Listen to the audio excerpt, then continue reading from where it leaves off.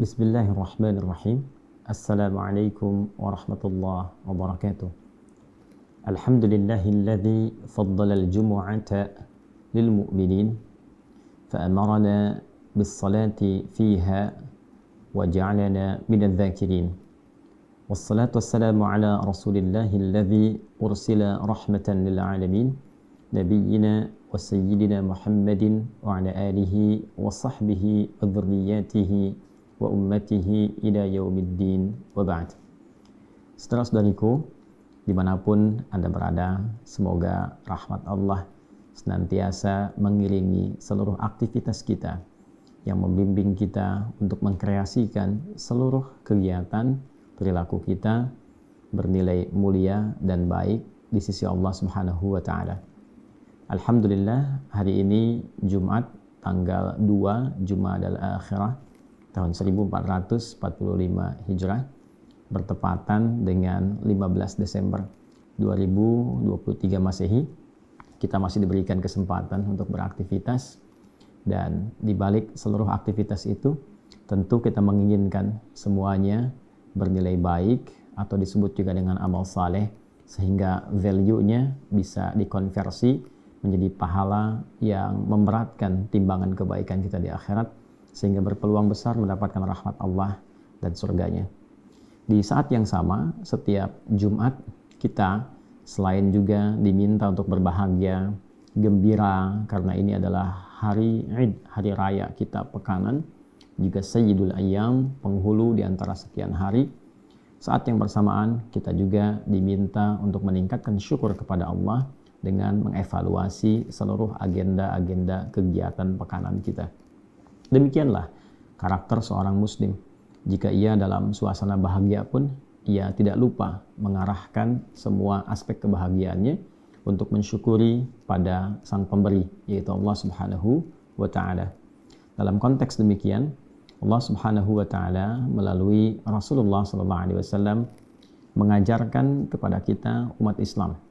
Di antaranya, selain para pria khususnya diminta untuk datang ke masjid, menunaikan ibadah salat Jumat, diisi dengan khutbah sebagai pengingat, evaluasi pekanan, juga dalam saat yang bersamaan membangun relasi dengan sesama sehingga tercipta keakraban, kekuatan, kerukunan, dan jalinan kasih di antara umat Islam yang saling mengisi.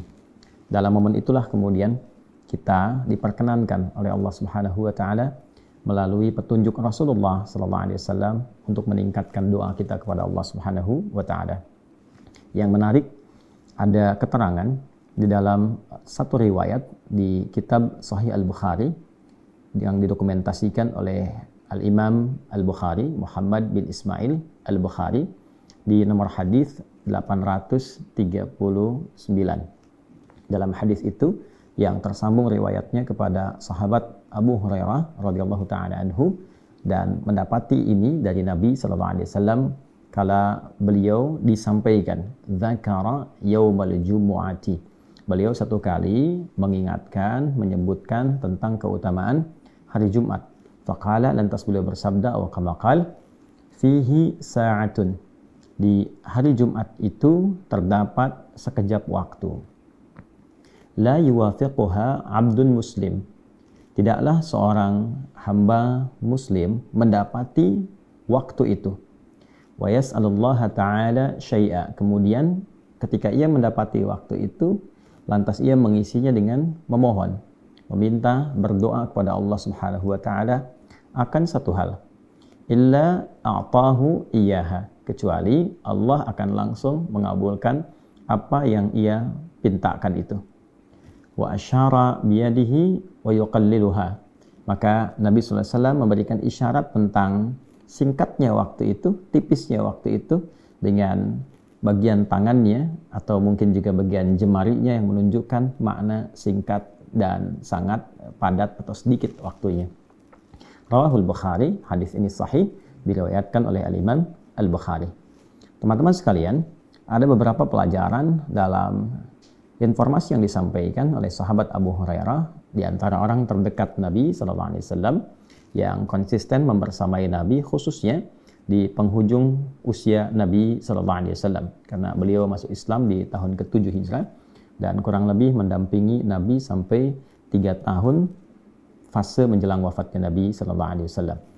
Dalam fase ini, riwayat tadi disampaikan kepada kita untuk menunjukkan satu keutamaan, bahwa khusus spesial hari Jumat itu bukan hanya hari raya, hari kebahagiaan, tapi juga ada hari evaluasi.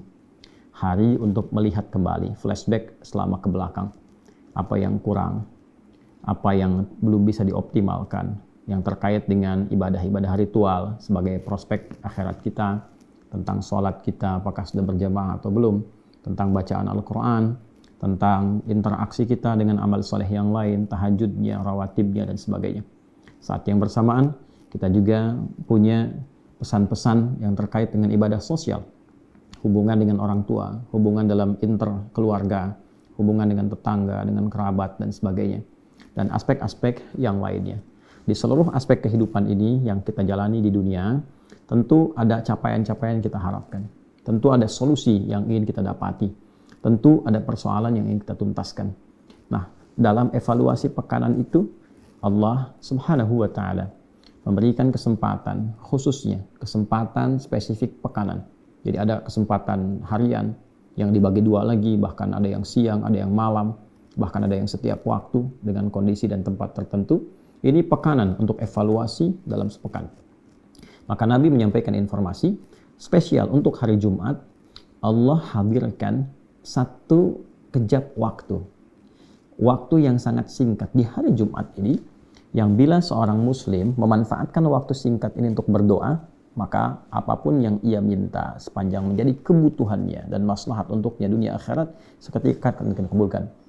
Seketika akan dikabulkan. Nah, oleh karena itu teman-teman, ada 2 hal yang sangat penting. Yang pertama, kita mengetahui kapan waktu yang singkat itu.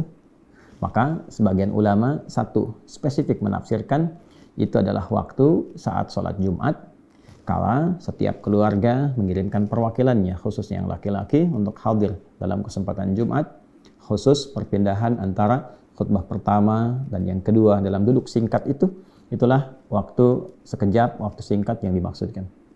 Ada pendapat yang kedua, bahwa waktunya terbuka, baik untuk laki-laki atau untuk perempuan, yaitu Jumat ba'da asar. Karena itu sebagian sahabiyah, perempuan-perempuan yang memahami hadis ini, yang lekat dengan aktivitas kehidupan Nabi SAW, mengkhususkan ba'da asar untuk bermunajat pada Allah Subhanahu wa Ta'ala. Tapi ada juga yang memberikan satu peluang kepada kita agar tidak meninggalkan setiap bagian Jumat ini.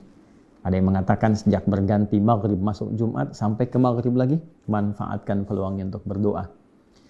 Lalu bila itu kita bisa optimalkan dalam waktu-waktu yang dimaksudkan, apa yang kita mohonkan?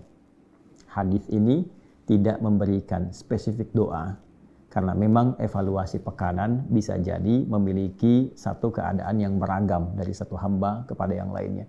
Kebutuhan setiap hamba tidak sama. Ada yang mungkin punya kebutuhan di rumah tangganya, ada tentang pekerjaannya, ada tentang hartanya, ada tentang sikapnya, ada tentang taubatnya. Maka hal yang terkait dengan doa diberikan kebebasan sepenuhnya, bahkan tidak diikat dengan kalimat tertentu, sehingga kita mampu mengungkapkan apa yang bisa kita mohonkan kepada Allah Subhanahu wa Ta'ala. Namun demikian saudaraku, saudariku, jika doa itu ingin kita panjatkan, maka setidaknya perhatikanlah adab-adab berikut. Mulailah dengan istighfar kepada Allah. Yang kedua, lanjutkan dengan memuji Allah Subhanahu wa Ta'ala. Yang ketiga, sambungkan dengan salawat pada Rasulullah SAW. Perbanyak salawat, karena hadis salawat yang terkait dengan hari Jumat diikat juga dengan kalimat salawat itu langsung disampaikan oleh Allah Subhanahu wa Ta'ala kepada Rasulullah SAW. Ditugaskan satu malaikat untuk menyampaikan salawat dari umatnya Nabi Muhammad yang disampaikan atau dibacakan, diperintahkan oleh Allah kepada malaikat itu untuk menyampaikan, untuk menampilkan itu kepada Nabi Muhammad SAW. Sahabat bertanya, bagaimana bisa disampaikan sedangkan engkau sudah terkubur?